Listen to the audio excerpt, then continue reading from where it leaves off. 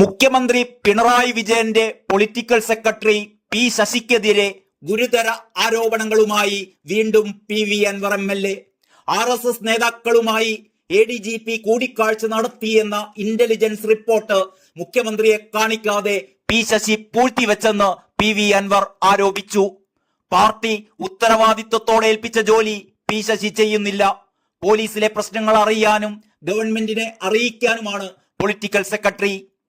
P ശശിക്കെതിരെ താൻ പരാതി എഴുതി കൊടുത്തിട്ടില്ല എന്ന് LDF കൺവീനർ പറഞ്ഞതിനെ പരാമർശിച്ച് പരാതി എഴുതി കൊടുക്കാൻ പോകുന്നതേയുള്ളൂ എന്ന് PV അൻവർ പറഞ്ഞു.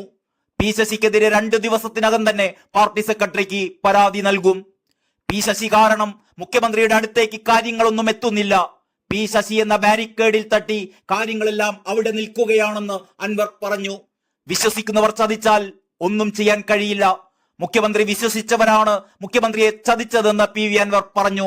മുഖ്യമന്ത്രിക്ക് ബോധ്യപ്പെടുന്നതുവരെ ലോകം മുഴുവൻ കുലുങ്ങിയാലും അദ്ദേഹം കുലുങ്ങില്ല.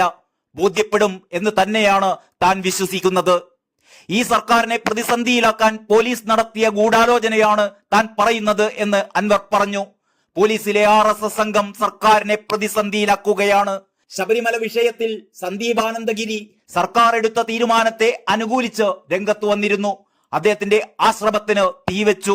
ആശ്രമം കത്തിച്ച കേസ് അന്വേഷണം നടത്തിയ അന്നത്തെ DYSP BJPയുടെ ബൂത്ത് ഏജന്റ് ആയിരുന്നു എന്നും അൻവർ ആരോപിച്ചു.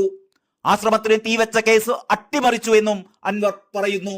ഒരാവശ്യവുമില്ലാതെ കമ്മ്യൂണിസ്റ്റ് നേതാക്കളുടെ CDR പോലീസ് പരിശോധിച്ചിട്ടുണ്ട്. RSS നേതാക്കൾക്ക് പങ്കുള്ള കേസിൽ അവരുടെ CDR പരിശോധിക്കാൻ പോലീസ് തയ്യാറായില്ല എന്നും കൂടി അൻവർ കൂട്ടിച്ചേർക്കുന്നു. News desk Kalakaumudi.